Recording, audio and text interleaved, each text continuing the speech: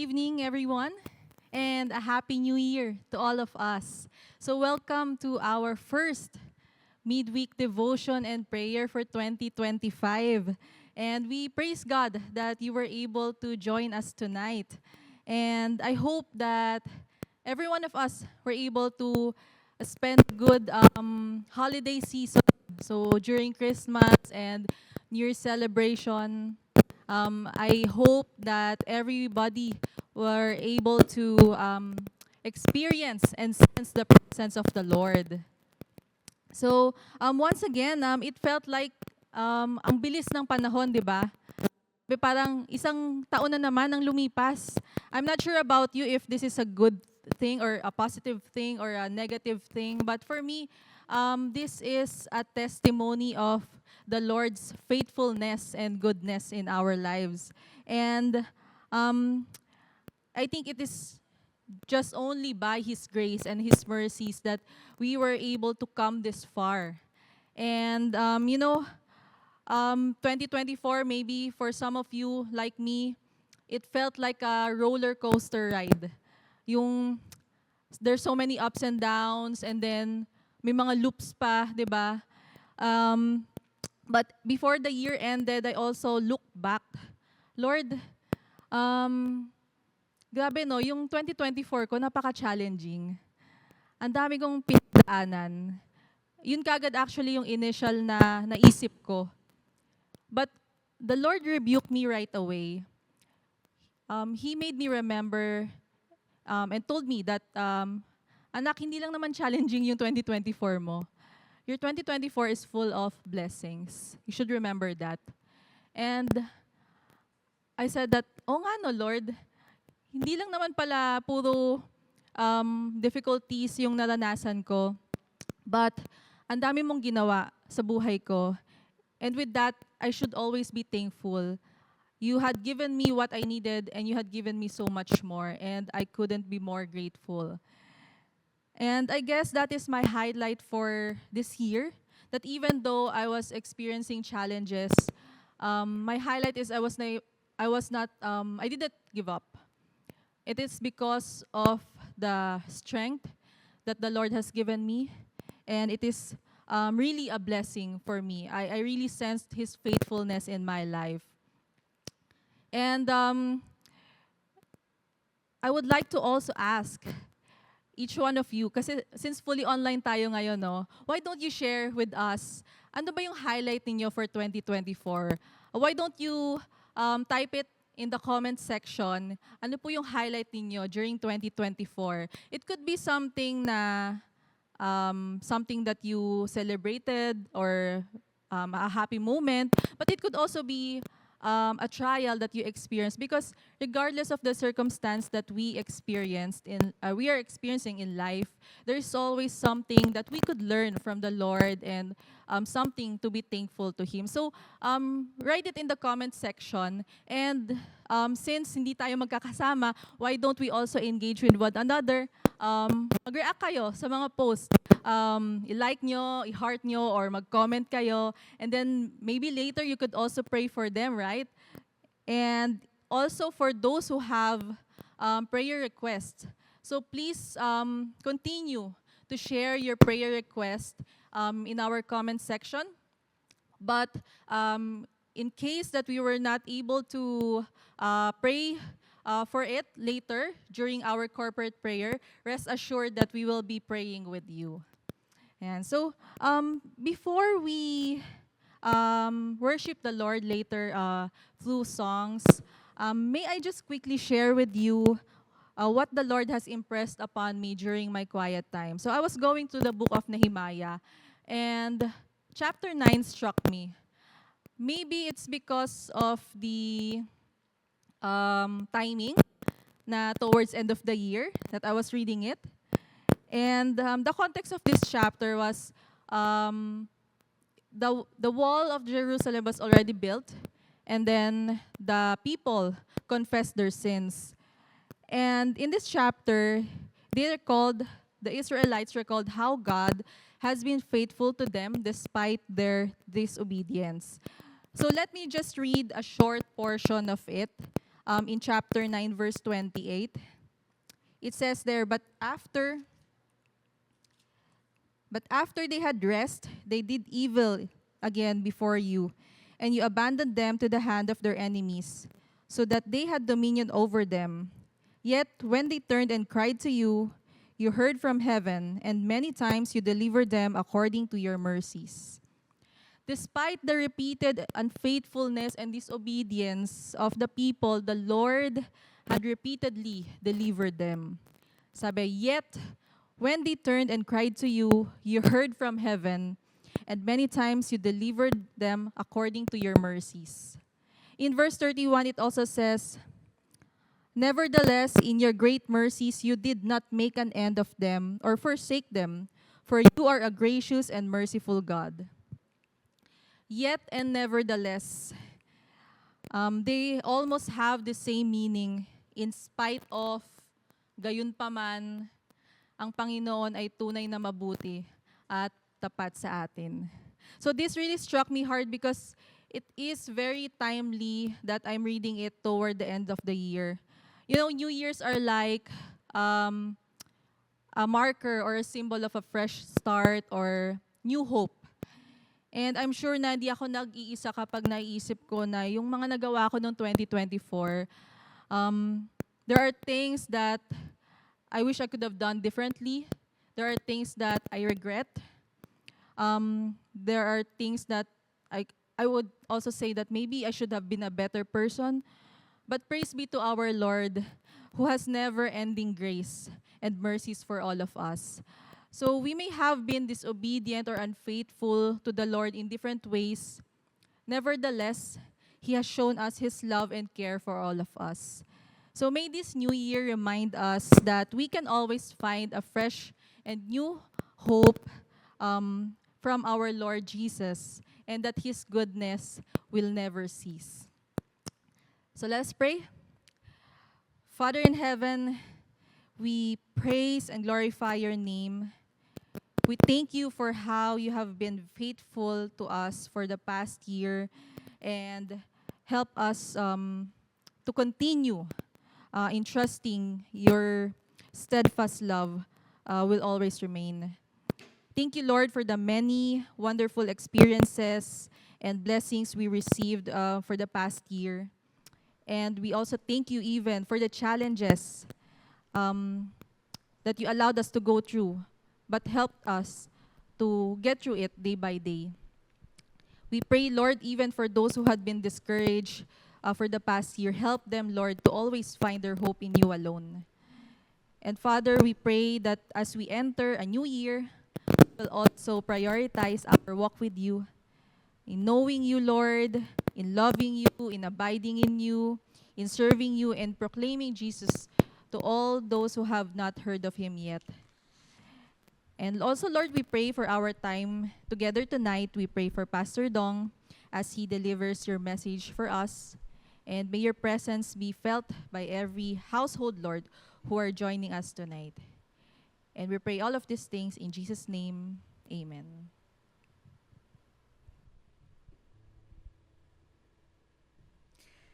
Good evening, GCF South Metro. As we enter into this time of worship, let's remember the one who is worthy of all our praises, our Lord Jesus Christ.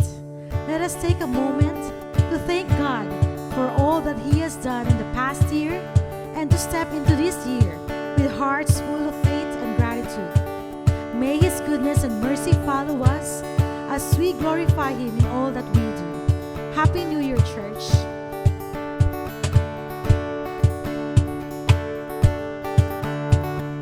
My Savior, Redeemer, lifted me from the miry clay, and Almighty, forever I will never be the same, 'cause you gave me from the everlasting to the world we live, the Father's only Son. You lived and you died, you rose again on high. You are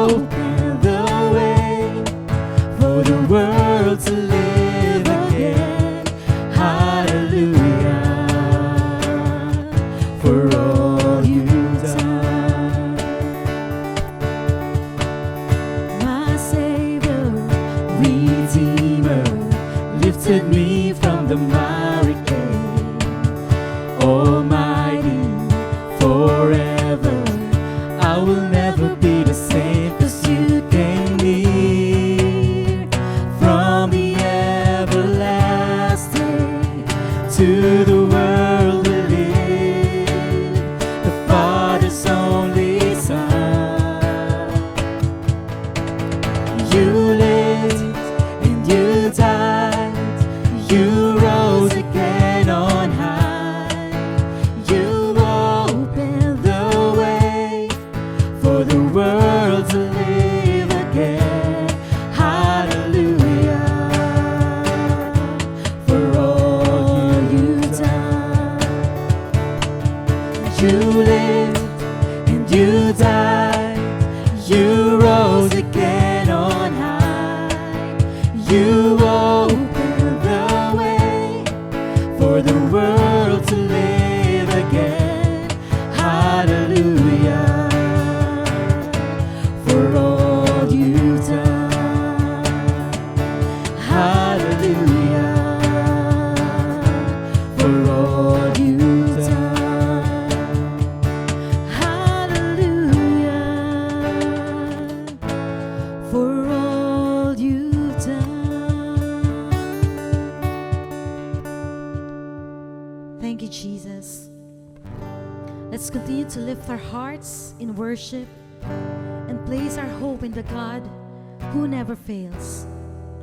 May this song remind us that there's nothing more fulfilling than walking closely with Him every day. Let's surrender and draw near to Him with our whole hearts, for in His presence we find peace, strength, and purpose. Let's worship the Lord together.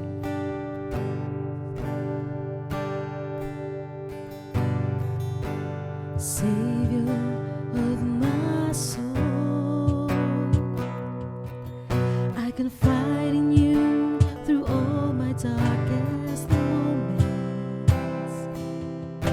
In you I find my peace, my comfort when I'm weak.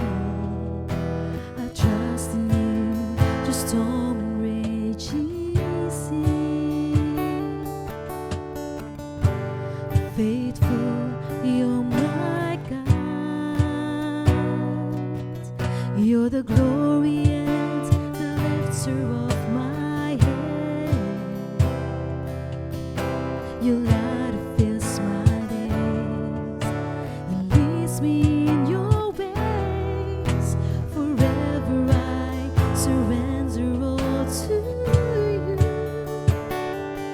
and I live to worship you. My Jesus, you're the only one for me. Nothing will ever take your place, my precious Savior. Who can stand between my Lord and me? Lord, I live to honor you, and I long to bring my life an offering. Take me higher, draw me deeper. I give all to be with you.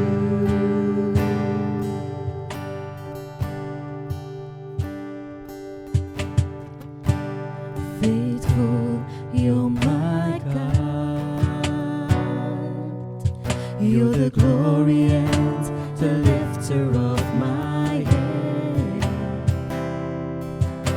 Your light fills my days, it leads me in your ways.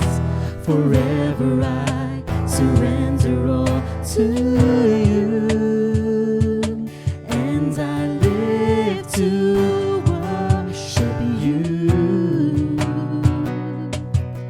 My Jesus, you're the only one for me.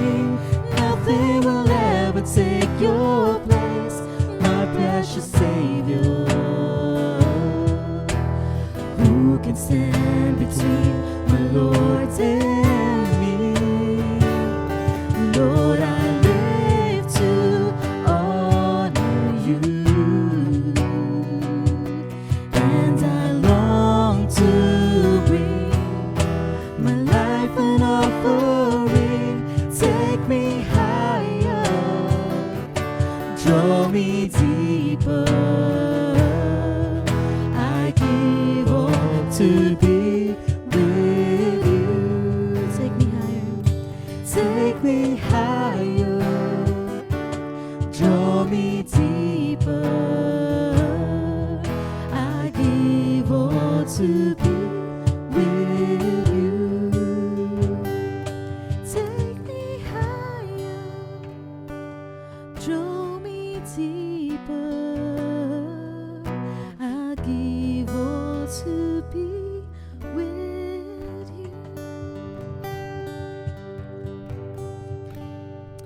Heavenly Father, we thank you for your presence this afternoon. We prepare our hearts, O Lord, for your word and guide our pastor as they speak. Let your truth change us today. In Jesus' name we pray. Amen.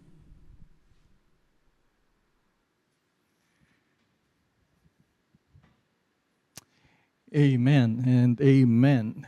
Good evening and Happy New Year. And warm greetings to our church family. Welcome to 2025. Finally, sa biyaya po ng Panginoon at sa kanyang kagandahang loob, we arrived dito sa year 2025. Tonight marks the first Wednesday of this year, first weekly devotion and prayer, and we are continuing our series entitled Relentless Pursuit, the Price of Radical Discipleship. Throughout this journey, we've already covered a great deal of lessons on what it means to live radically for Christ. Ang panalangin ko po is that as we continue this series, the truths we've learned will move beyond knowledge and take root in our lives as we continue to walk with Him daily. Hayaan po natin yung mga katotohanang natutunan natin in the past weeks and months become a reality for us, because as we have often heard, truth doesn't change lives. Applying the truth does. So kinakailangan po na as we learn truth from the Word, let us strive to apply this in our lives and make these truths a reality. So if you have your Bibles with you, our topic for this evening will be Spirit-Empowered Living. Spirit-Empowered Living. And may I invite you to turn your Bibles to Galatians chapter 5, a very familiar passage. Galatians chapter 5, verse 16 to 26. Galatians chapter 5, verse 16 to 26. Ang ating passage ay 16 to 26, but I'll just be reading verses 18 hanggang 26. Galatians chapter 5, verse 18 to 26. But if you are led by the Spirit, you are not under the law. Now the works of the flesh are evident: sexual immorality, impurity, sensuality, idolatry, sorcery, enmity, strife, jealousy, fits of anger, rivalries, dissensions, divisions, envy, drunkenness, orgies, and things like this I warn you, as I warned you before, that those who do such things will not inherit the kingdom of God. Verse 22.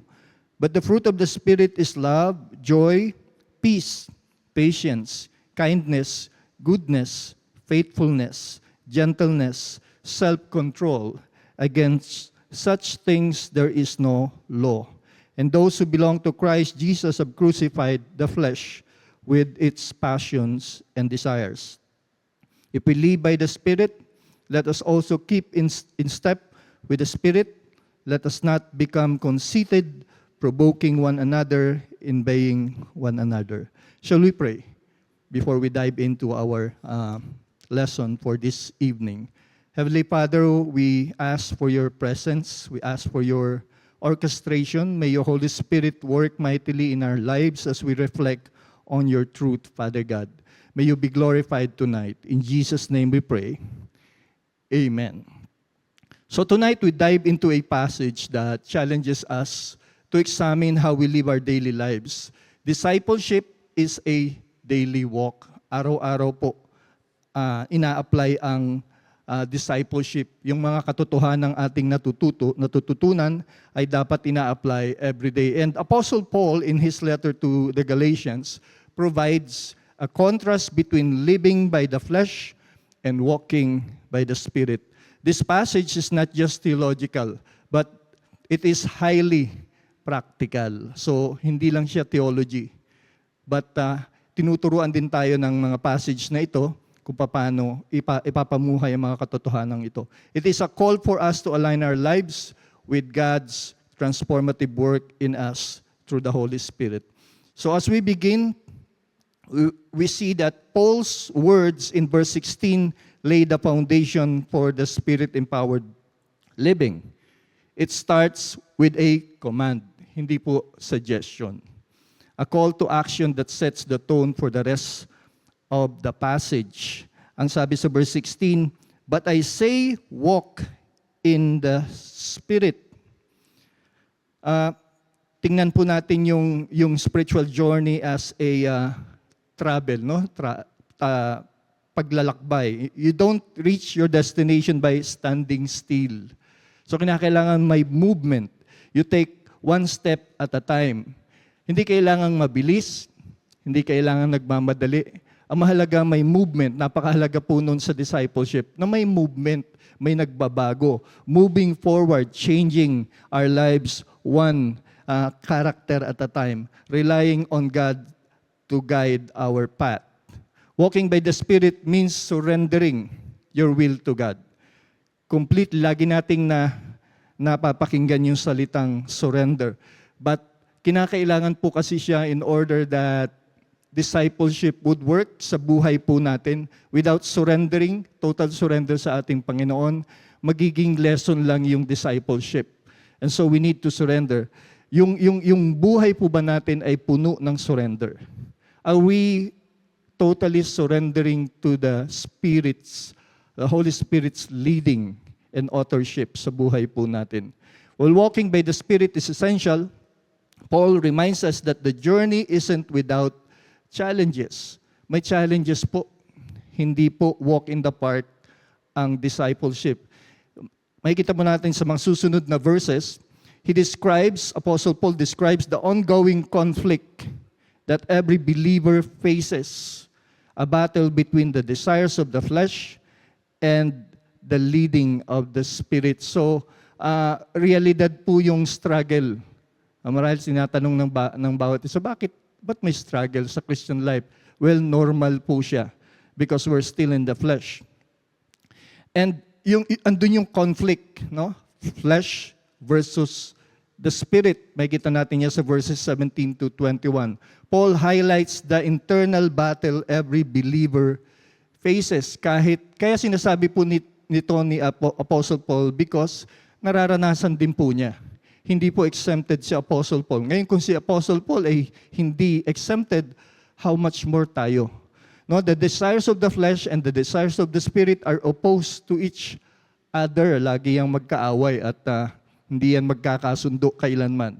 The works of the flesh are evident at binanggit niya, enumerate niya yung works ng flesh, sexual immorality, idolatry, jealousy, fits of anger, and so on. These reflect a life disconnected from God. The flesh represents our sinful nature. Left unchecked, it leads to spiritual death and separation, disconnection from God. So ang sobering reminder ni Apostle Paul sa verse 21, those who do such things will not inherit the kingdom of God. This is not referring to the believers. I believe this refers to people who continuously and vehemently reject the truth of God at hindi nila niyayakap ang katotohanan. And for us Christians, yes, of course, sometimes we fail to obey the truth, but I know na hindi naman natin nire-reject ang truth. In fact, pag naiisip natin, pag tayo'y nagkakaroon ng time to reflect, naisip natin, nagkamali ako sa isang bagay na ito. Parang mali yung sinabi ko kanina. And so, may struggle man, andun pa rin yung pagnanais nating sumunod sa Panginoon. Though the conflict is real, Paul doesn't leave us hopeless. Yun ang maganda doon. Kahit realidad yung conflict, realidad yung struggle, inassure tayo ng Scripture through Apostle Paul na may mananagumpay tayo because of the Holy Spirit. Nakikita natin dito yung contrast, the fruit of the Spirit. When we obey, when we surrender, when we allow the Holy Spirit to work mightily in our lives, makikita natin yung prutas nito. Paul presents the fruit of the Spirit.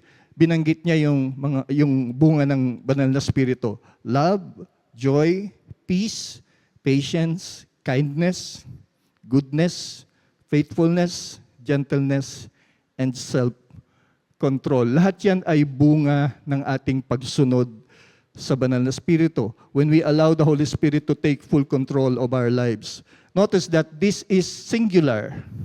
Flesh produces works, but the Spirit produces fruit. These qualities flow naturally from a life rooted in Christ. No? Yung binanggit niya, love, lahat ng bungang ito ay bunga ng ating pagsunod sa Panginoon. Imagine niyo po yung puno na punong-puno ng bunga.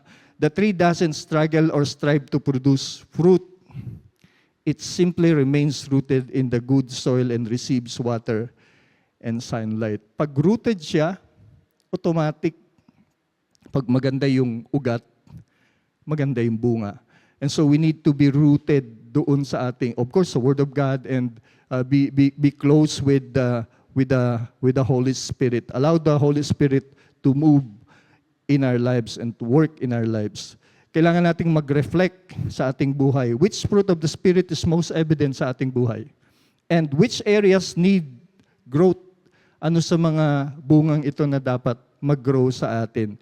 And let us ask the Lord to cultivate these fruits in our lives. Na sana, Lord, tulungan niyo po ako maging evident ito sa aking buhay. Pang-apat po, the crucifixion of the flesh. Kailangan din po yung intentionality.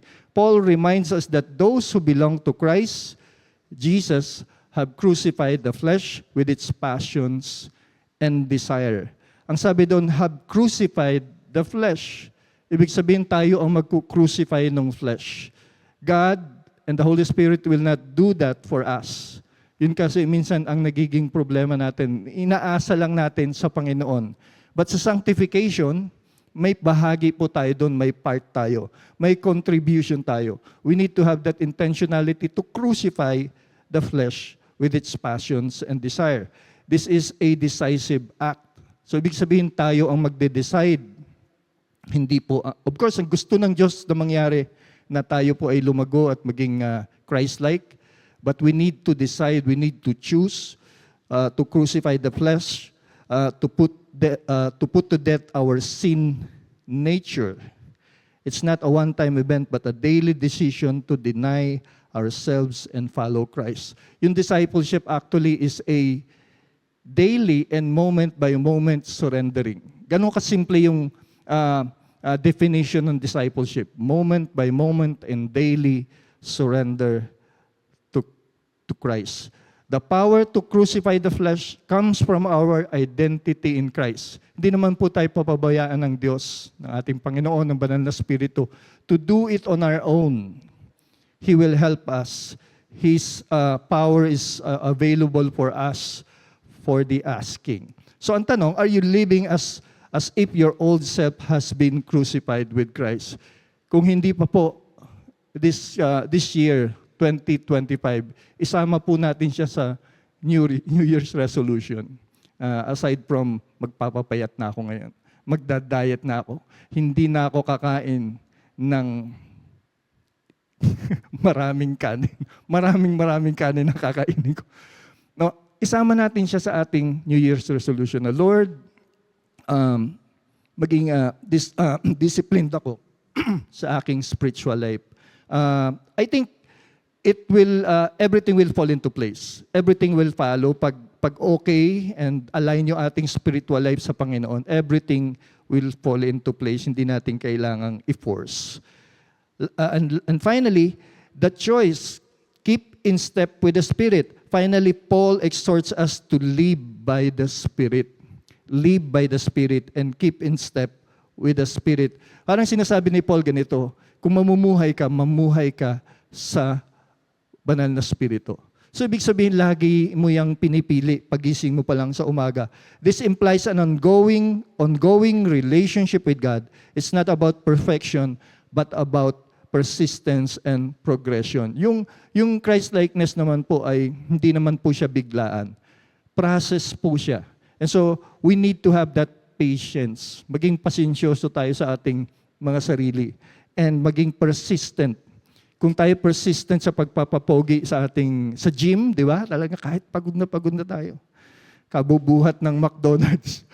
No, talagang andun yung persistent natin.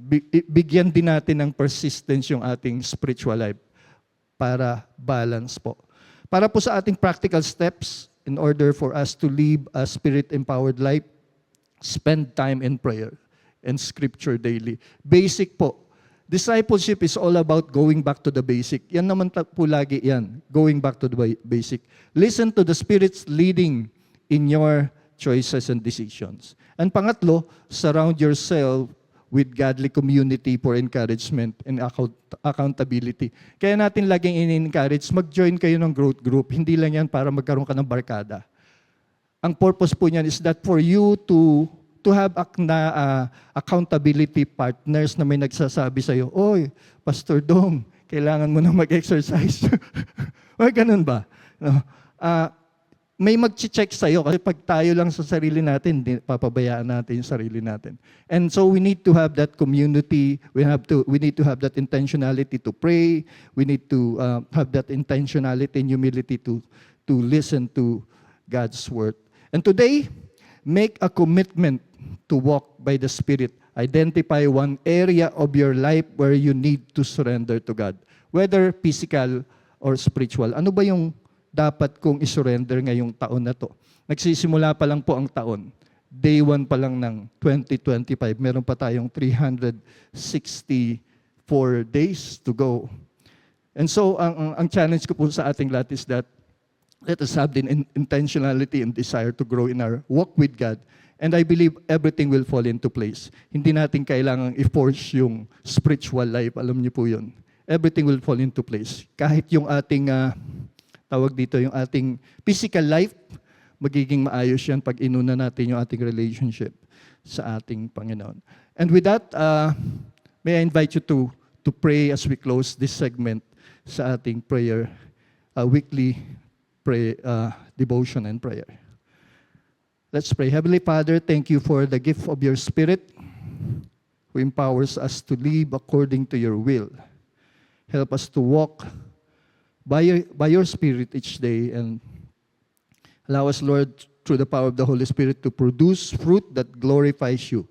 Strengthen us to crucify the flesh and live as new creations in Christ.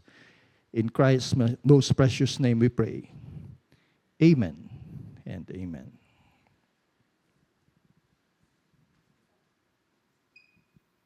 Praise God, Pastor Dong. Yung message na dineliver niyo sa amin this evening is just very timely for the first day of 2025. Pero Pastor Dong, hulaan ko lang yung New Year's resolution nyo. Mag-exercise siguro, no? Tama. Tama? Of course. So, syempre, support natin si Pastor Dong doon. Supportahan niyo naman po ako Yes, para and magkaroon even karoon ng those, bunga ang pagpapagal. Tama po. And even for those of us, because we need to have a healthy body. The body that the Lord blessed us, we need to take care of it. Tamang-tama yan. And I think tamang-tama din na yung reminder of walking in step with the Spirit. So we have 365 days for 2025. So 365 days din po tayo mag-walk in step. But Tama. Pastor Dong, you reminded us also na hindi siya madali, no? It's really a struggle. And ano nga po uli yung mga reminders ninyo how we can overcome that? Keep in step with the Spirit, Yes. crucify the flesh, and yung desire the fruit of the Holy Spirit. And maintindihan natin na may conflict talaga yung flesh and the Spirit. May struggle talaga Kaya siya. may struggle kasi may conflict. They are opposed with one another. So yun po ang prayer namin sa ating lahat, hindi lang po sa inyo, but even for us, that we will continue to walk in step with the Spirit because every day is a struggle. There are many temptations and we don't want to fall into it. And as we would like to follow the Lord Jesus Christ, praise be to God because we have the Holy Spirit Amen. to help and strengthen us. Yun. Salamat, Sister Patty. No, talagang struggle siya, but andyan naman ang Holy Spirit, and we thank the Lord for the Holy Spirit. And at this point, tayo po ay dadako sa panalangin. Inimbitahan po namin kayo to join us sa inyong mga bahay, together with your family, to lift up these prayer items to God. So let's pray. Tayo po'y manalangin as church family. Lord, we thank you, Lord, for another year that you have given to us. Thank you, Lord, sa nakaraang taon 2024. We recognize your faithfulness, how you have provided, protected, guided us, Panginoon. And yung mga na-accomplish last year, we recognize, Lord, na it's all because of you, because of your grace. And Lord, as we move forward dito sa 2025, I pray that may you empower us, especially to do your will and to obey you, O Lord God. Allow us, Lord, to grow. And we thank you, Lord, for this time that we can gather as a church to lift up these prayer items to you, O God. Lord, we pray for our Sister Dulce Bartolome. We pray that may you sustain her and the whole family. Alam niyo naman po yung kanilang pinagdadaanan. And we trust, O God, na ikaw ang Diyos na hindi mangiiwan. Ikaw magkakaloob ng kanilang pangangailangan. Comfort them, O God, and send people to be a source of encouragement sa kanila. Provide mo po yung pangangailangan nila materially. And I pray for Sister Dulce na encourage mo po siya at this moment. Maranasan niya ang iyong pagsama, Panginoon. Lord, we also pray for Eileen Morelos. We pray for healing from breast cancer. We pray for strength and provision for her and the whole family, O God. Lord, we lift up to you Aero Santa Ana. We pray na yung kanyang infection in his brain and is still battling with leukemia. Lord, we ask for your mercy and healing grace to be upon this child and sa buong pamilya, O God. Lord, we also pray and lift up to you Emma Kunanan. We pray for healing for a urinary tract problem. May you continue to provide for their needs and yung presensya mong maranasan po nila. Lord, we also pray for Alvin Albarhan, who is recovering from hemorrhagic stroke. We also pray for your provision for their daily needs, O God. Encourage mo po ang pamilyang ito para nasang ang iyong presensya sa kanilang buhay, Panginoon.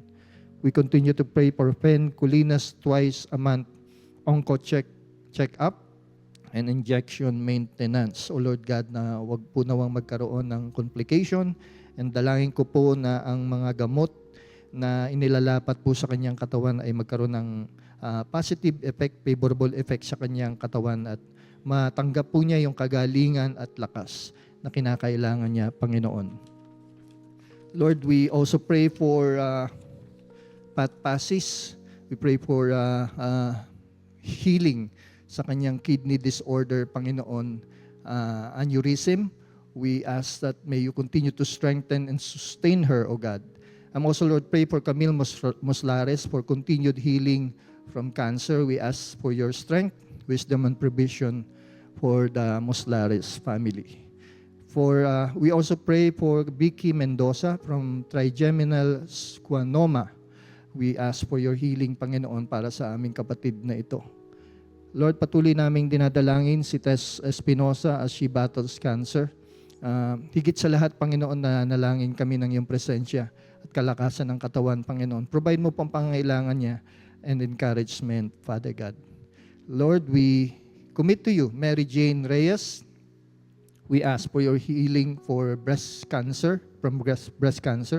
We pray for your favor for her chemotherapy and laboratory tests at the East Avenue Medical Center. We also pray for provision for her medicines and medical procedures, Father God. We lift up to you Shirley Perez. Patuloy po sa kanyang sakit na cancer, Panginoon. Ikaw po ang siyang sumama sa kanya every step of the way, Panginoon. Huwag po siya hayaang ma-discourage, but I pray na kumapit po siya sa iyong mga pangako, Panginoon. Would you grant her, Lord, healing, total healing. And Lord, we also lift up to you Nomelin Mendoza, who is battling breast cancer. May she receive healing, strength, and peace from you, O God. Lord, we continue to pray for our brothers and sisters undergoing dialysis. Sister Sara Sabas, Amen. Kuya Christian Cruz and Merly Cabisuelas. Lord, we pray that you will continue to sustain them, Lord. We pray even for peace in their hearts, Lord, as they continue to go through this procedures. And also, Lord, we pray that you will also provide for their daily needs, Lord, and for the needs, Lord, that they have for their medical expenses. And we also pray for miraculous healing and comfort for Girly Ann Jose, who's battling brain and lung cancer. Lord, we pray that she will also believe in our Lord Jesus Christ as her Lord and Savior. And aside from the healing of physical health, Lord, we are praying that you will continue to also meet her, Father God, where she is right now. And Lord, we are praying for Sister Vida Lufo, who's suffering from leukemia. Lord, may you grant her strength and healing. May the medications, Amen. Lord, that she is taking help her, Lord, Father God, in her healing process. And Father, we are also praying for Salvacion Duran, who is suffering from Alzheimer's disease. We pray that you will just heal her, Father God, and provide for their family's daily needs. And Lord, we are also praying for Sister Luz Payen, the sister-in-law of Miss Minda Gonzalez. We are also praying that you will make a miracle in her life and give her healing, Lord, from Amen. her cancer. And Father, we are continuously praying for our nation. We pray for our President Bongbong Marcos, and even his officials. We don't know exactly their spiritual state, Lord, but we pray that they will come to know you, Jesus Christ, as his Lord and Savior. We pray, Father, that you will also give him strength and wisdom to discern, Lord, how to lead the nation truthfully, Lord, and with compassion, Lord, for the people. And Lord, we are also praying for our justices in Supreme Court, Court of Appeals, and Appellate Courts, and judges of regional trial courts. May you give them wisdom and discernment, Amen. Lord, as they choose to dispense justice and uphold the rule of law without bias and discrimination. And Father, we pray for our lawmakers that they will formulate the law that is accordance with your principles.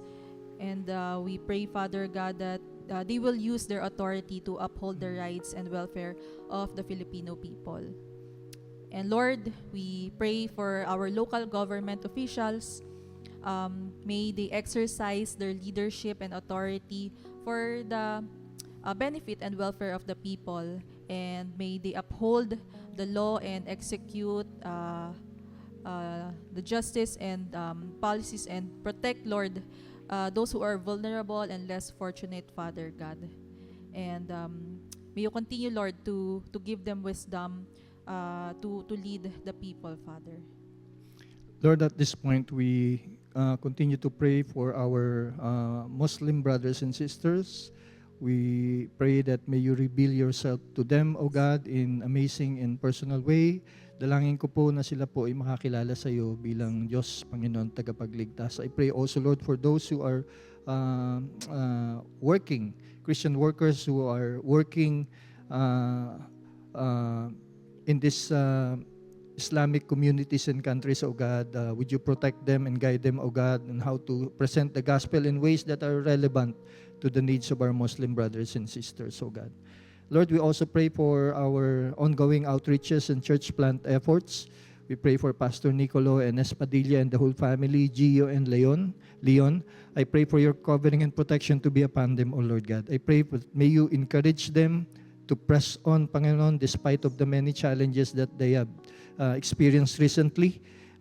May they encounter you afresh, O God, and empower them, strengthen them, O God, and reveal yourself to them. I pray that may you allow the church in Cebu, Crosspoint Church, to grow, not only in numbers, but in their relationship with you.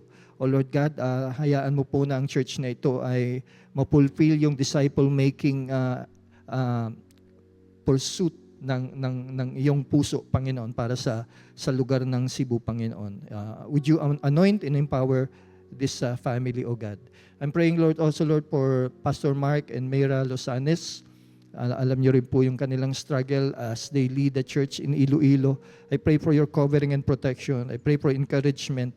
I pray for fresh vision and empowerment sa kanila, Panginoon, times na sila po ay na-discourage.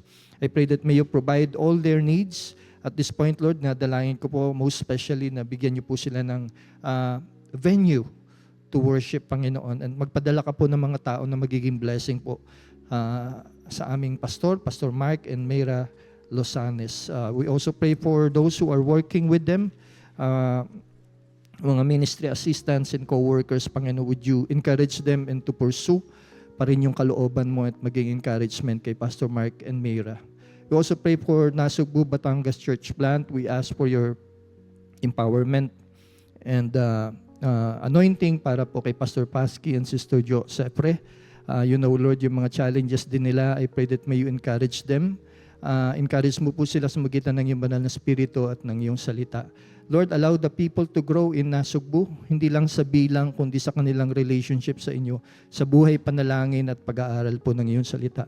Would you grant them, Lord, the passion to disciple, to reach out those who have not, those people who are lost in sin, O God, ma-reach out po nila at lumago po sila sa kanilang relationship sa inyo.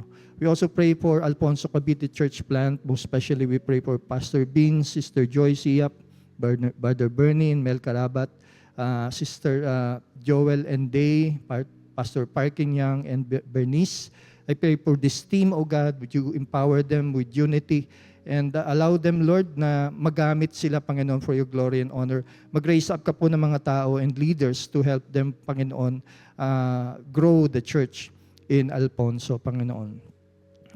Lord, we also pray for Pagadian Church Plant. I pray for Brother Joel Pitaliano and his wife, Lani Pitaliano, and all the brethren who are working with them, O God. I pray that may you allow them, Lord, to grow not only in numbers but in their relationship with you. Ang mga salita mo po nawa ay tumimo sa kanilang buhay at magbunga po ng totoong pagsunod at pagsamba sa iyo, Panginoon. And Lord, we also would like to give a special prayer, Father God, for the war-torn nations.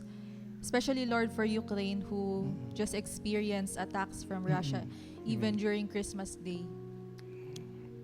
Lord, we pray that you will encourage the people, that you will strengthen them, Father God, Amen. and that they will not lose hope in you, Father God, Amen. that despite the many years of war that they're experiencing, they will continue to find their hope, Lord, that this too shall pass, Lord, that this will end, Lord, and that you care for them. And Lord, that also includes other nations Amen. in Israel, in Palestine, Yes, and in Lord. Lebanon. We pray for the innocent lives, Lord, who had to experience war at this generation, Lord. Lord, for the women, for the children, for the vulnerable, Lord, I pray that you will just comfort them, Father God, and ensure them, Lord, that you are alive and that you are with them, Lord. Amen. We also pray for Ukraine and even in Sudan and even for the other countries that we are not able to mention, Lord. Yes, na Lord. Amen. Kayo na po, Lord, ang magpadamdam sa kanila na mahal niyo sila. At Amen. kahit na nararanasan nila to, Lord, totoo ka at hindi mo sila pababayaan. Amen. We pray, Lord, for the churches in those nations that they may be a tangible expression of your love for them. Amen. We pray that the gospel will be proclaimed, Lord, even Yes, though Lord. they have to, there are events like this, Father. And Lord, may your name be glorified among these nations. And Lord, we are also praying for our worship service this Sunday. We pray for Pastor Don Guico as he prepares to deliver your message for us. May you give him wisdom. May Yes, you guide him, Father God. And also, Lord, we pray that you will protect him, Lord, and give him good health, Lord, as he continue, Lord, to study and prepare for your message. And Lord, we pray for every speaker this Sunday who will be ministering, Lord, to the preaching of your word. Every churches, Father God, may you speak to them, Lord, and may this bring transformation and encouragement and even salvation, Father God, for those who will be hearing your word. Lord, we continue to pray, Panginoon, especially those who are not mentioned in this prayer request, especially those who are joining us, worshiping with us this evening. Alam niyo po at kilala niyo po kung sino sila. Alam niyo po yung kanilang pinagdadaanan, whether sa health, sa finances, sa relationship, o Lord God, sa wisdom na kailangan nila to decide this coming year. Would you minister to them powerfully, Panginoon, and allow them, Lord, to experience breakthrough.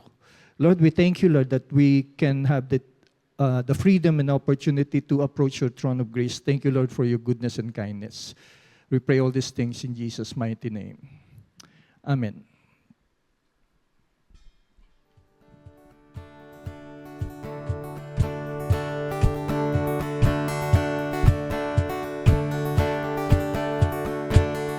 My Savior, Redeemer, lifted me from the miry clay. Almighty, forever, I will never be the same, 'cause you came near. From the everlasting to the world we live, the Father's only Son. You lived and you died, you rose again on high. You opened the way for the world to live again. Hallelujah, for all you've done. Hallelujah, for all you've done. Hallelujah, for all you've done. Hallelujah. Thank you, Jesus. This ends our weekly devotion and prayer. Happy New Year, everyone, and have a blessed week ahead.